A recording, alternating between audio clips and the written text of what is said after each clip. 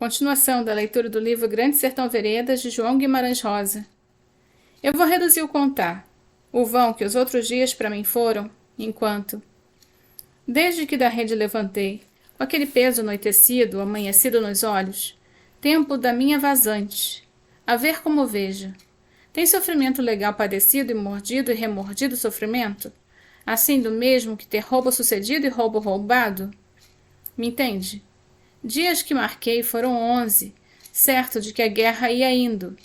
Temos um tiroteio mediano, mas camarocinha e um meio combate, que isso merece que se conte. Miúdo e miúdo, caso o senhor quiser, do descrição. Mas não anuncio o valor, vida e guerra é o que é. Esses tontos movimentos. Só o contrário do que assim não seja, mas para mim o que vale é o que está por baixo ou por cima, e o que parece longe está perto, ou o que está perto parece longe. Conta ao senhor. É o que eu sei e o senhor não sabe. Mas principal quero contar é o que eu não sei se sei e que pode ser que o senhor saiba. Agora, o senhor exigindo, querendo, está aqui que eu sirvo forte narração. Dou tampante, e o que for, de 30 combates.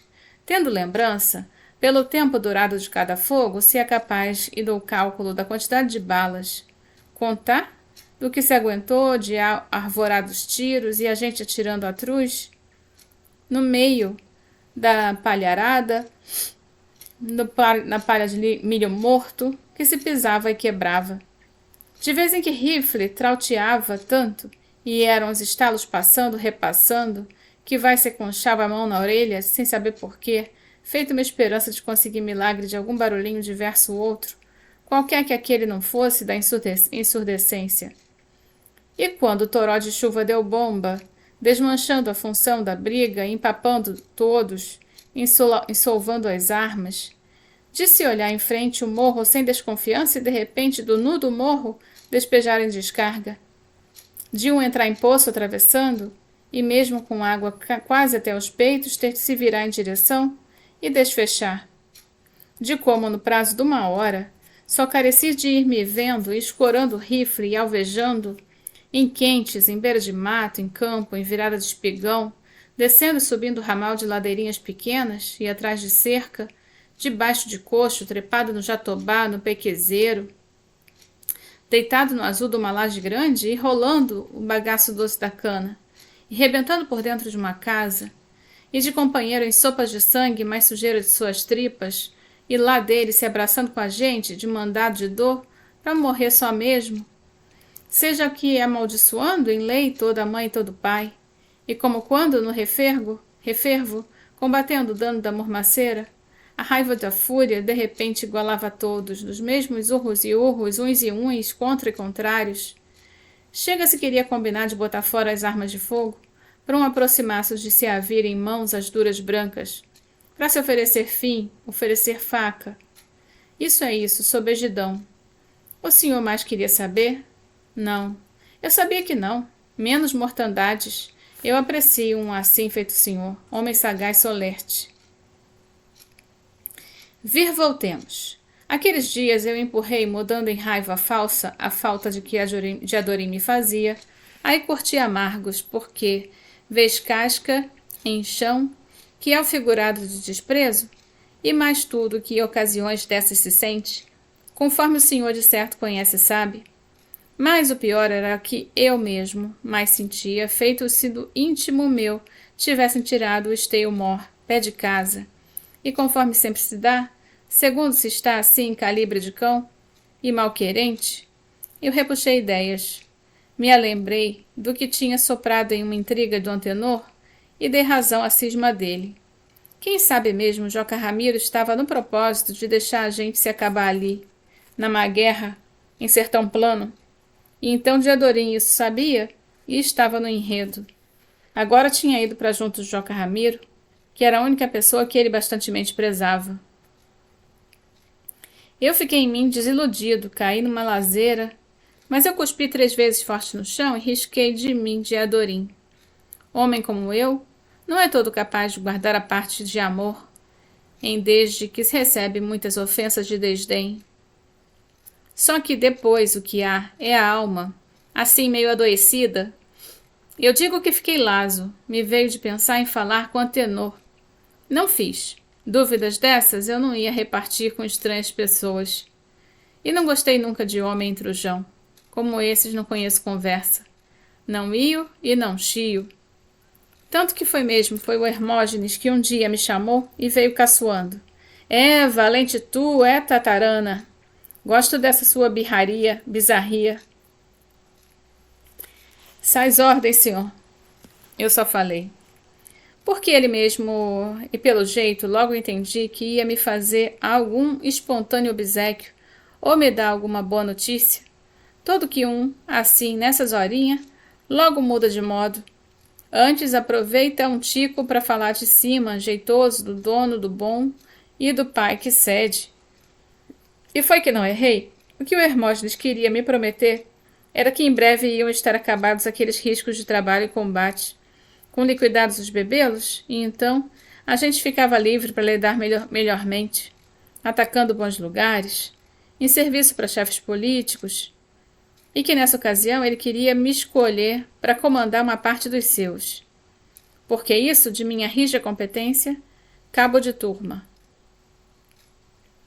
Dando o gabado elogio que não me mudou, não me fez. Eu descareci. Experimentando o homem, só aproveitei e foi dar uma deixa. Joca Ramiro, eu disse, foi uma risadinha minha velhaca que entre dois podia pegar qualquer incerto significado. E me esperei. Mas o Hermógenes se saiu em só dizer. Sério? Confioso que Joca Ramiro era maluco pro capitão? Vero no real? Sonsice no Hermógenes? Não, senhor. Eu sei e vi que o sincero, porque era que todos devam assim tantas honras a Joca Ramiro. Eu louvo sereno, condoado, isso meio de que turvava, mas no Hermógenes, então, me atormentou sempre aquele meu receio, que eu carecia de pôr em raiva. Assim por isso falei em mim comigo. A ele nego água, na boca do pote. Esconjurar desse jeito, leve me trouxe sossego, ao que eu carecia.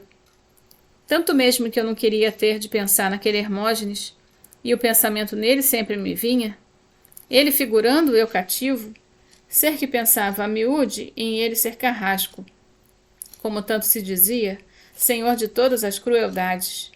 No momento aquilo me corria só os calafrios de horror, a ideia minha refugava, mas há pouco peguei às vezes uma ponta de querer saber como tudo podia ser. Eu imaginava. Eu digo ao senhor, se o demônio existisse e o senhor visse, o senhor não devia de não convém espiar para ele. Nem um minuto. Não pode, não deve de. São-se só as coisas se sendo por pretas e a gente de olho fechado. Ao tanto como esforço meu em esquecer de Adorim, eu digo que me dava entrante uma tristeza do geral, um prazo de cansado, mas eu não meditava para trás, não esbarrava. Aquilo era a tristonha travessia, pois então era preciso. Água de rio que arrasta, dias que durasse até meses. Agora eu não me importava. Hoje eu penso, o senhor sabe, eu acho que o sentir da gente volteia. Mas em certos modos, rodando em si, mas por regras, o prazer muito vira medo. E o medo vai virar ódio, e o ódio vira esses desesperos. Desespero é bom que vire a maior tristeza, constante então para o amor. Quanta saudade! Aí outra esperança já vem. Mas a brasinha de tudo, e só o carvão só. Invenção minha que tiro por tina. O que eu prezava de ter, essa era a instrução do senhor, que dá rumo para se estudar nessas matérias. Daí eu caçava o jeito de me esparecer, junto com todos, conversas com Catocho, com Joey Bexiguento, com Vove, com Feijó, de mais sisudez. Ou com um belino, o de cara de gato.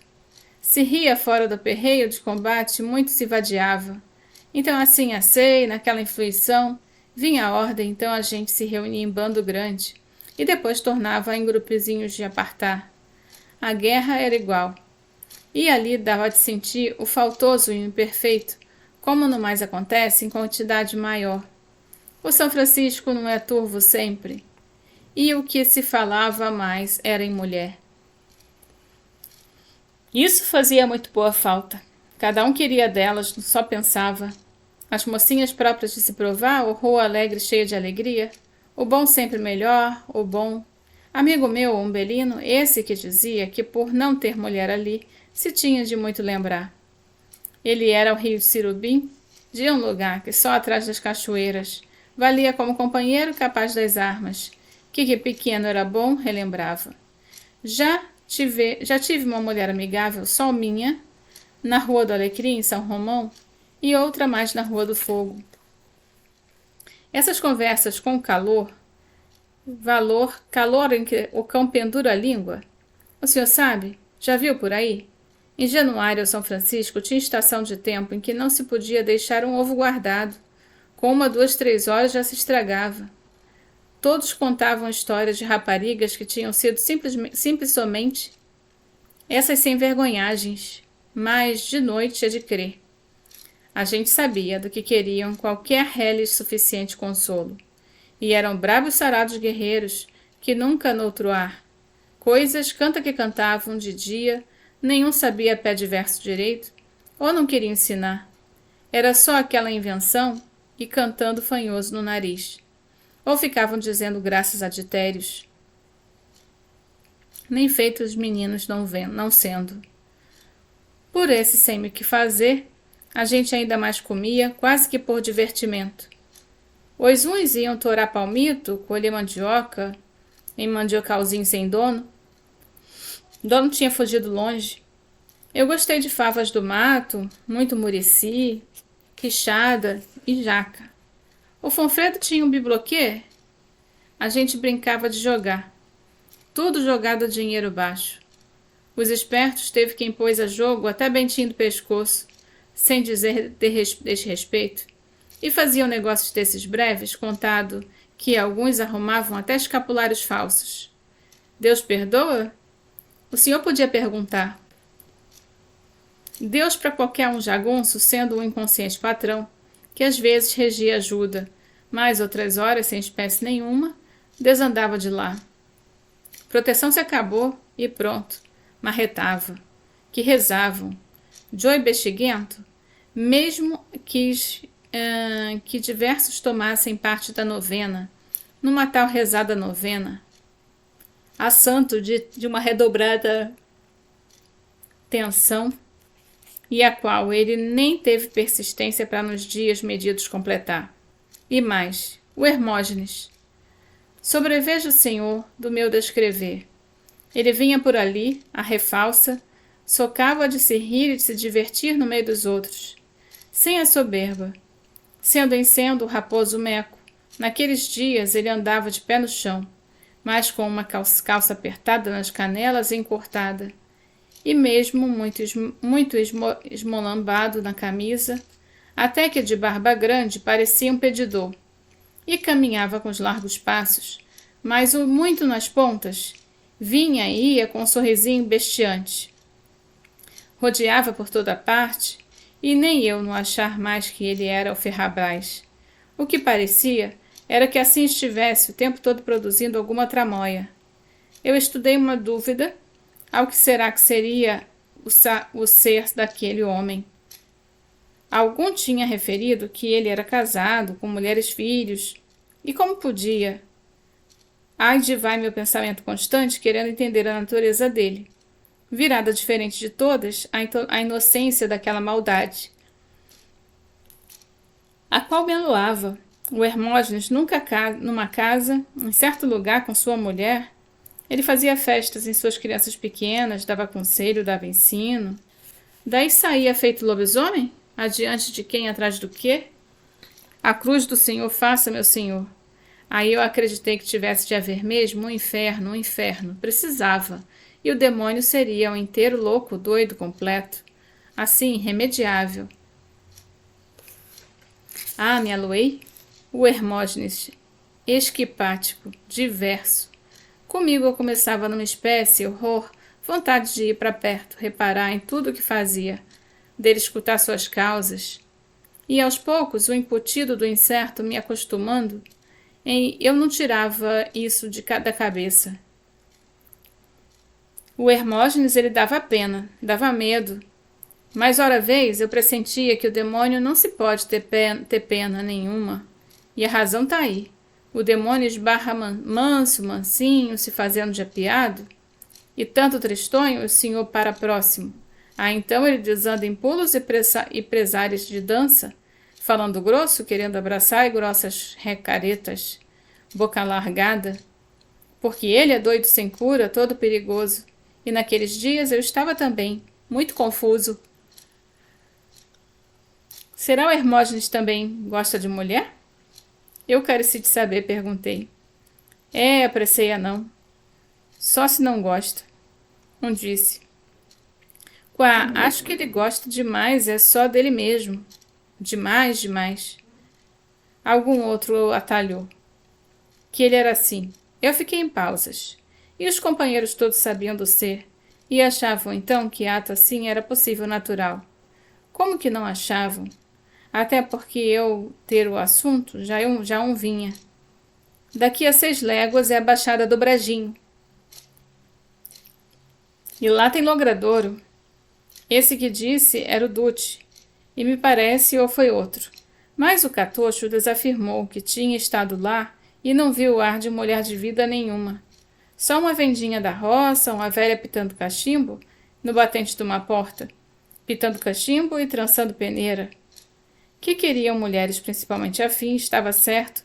Eu também queria, com as faces do corpo, mas também com entender um carinho e melhor respeito.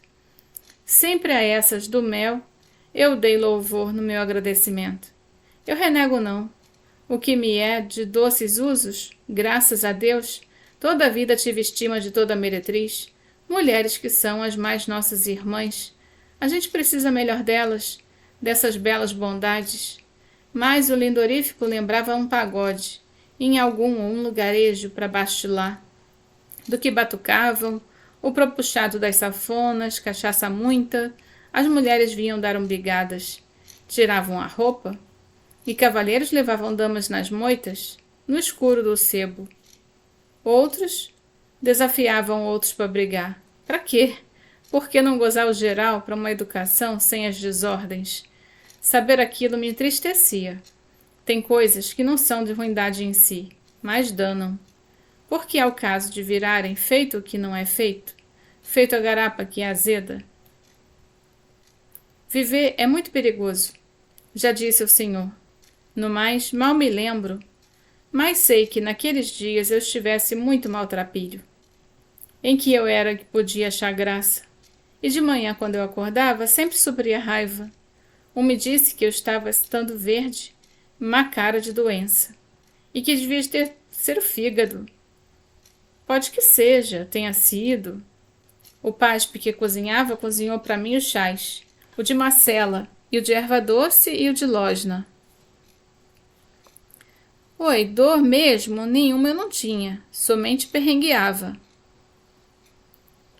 Do que de era uma feita, por me valer, eu entendi o casco de uma coisa, que quando eu estava assim, cada de manhã, com raiva de uma pessoa, bastava eu mudar querendo pensar em outra, para passar a ter raiva dessa outra também. Igualzinho, sou flagrante. Em todas as pessoas seguidas que meu pensamento apegando, eu ia sentindo ódio delas, uma por uma, do mesmo jeito. Ainda que fossem muito mais amigas e eu, em outras horas delas, nunca tivesse tido quesilha nem queixa, mas o sarro do pensamento alterava as lembranças, e eu ficava achando que o que dia que tivesse falado seria por me ofender, e que punha significado de culpa em todas as conversas e ações. O senhor me crê? E foi então que eu acertei com a verdade fiel que aquela raiva estava em mim, produzida, era minha, sem outro dono, como coisa solta e cega. As pessoas não tinham culpa de, naquela hora, de eu estar passeando, pensar nelas. Hoje que enfim eu medito, mas nessa agenciação encoberta da vida, eu fico me indagando. Será que é a mesma coisa que uma bebedice de amor? Toleima. O senhor ainda me releve. Mas, na ocasião, me lembrei de um conselho que Zé Bebelo, no Inhamba, um dia me tinha dado, que era que a gente carece de fingir às vezes que raiva tem, mas raiva mesma nunca deve se tolerar de ter, porque quando se curte raiva de alguém, é a mesma coisa que autorizar que essa própria pessoa passe durante o tempo governando a ideia e o sentir da gente, e que isso era falta de soberania e farta bobice. O fato é, Zé Bebelo falava sempre com uma máquina de acerto, inteligência só. Então entendi e cumpri, digo, reniti, fazendo fim-capé, em força para não esparramar raivas. Eu lembro que naquela manhã também o calor era menos, e o ar era bondoso. Aí eu a paz, com vontade de alegria, como se estimasse recebendo um aviso. Demorei bom estado, sozinho em beira d'água, escutei o fife de um pássaro, um sabiá ou um saci, e de repente dei fé e avistei. Era Diadorim que chegando. Ele já parava perto de mim. Ele mesmo me disse com um sorriso sentido: Como passou, Riobaldo? Não está contente por me ver? A boa surpresa de Adorim vindo feito um milagre alvo, ao que pela pancada do meu coração. Aí, mais um resto de dúvida, inteira dúvida, que me embaraçava real. Em a minha satisfação, eu era o que tinha, ele o que devia. E retente, então permaneci. Não fiz mostra nenhuma. Esperei as primeiras palavras dele. Mas falasse, retardei e limpei a goela.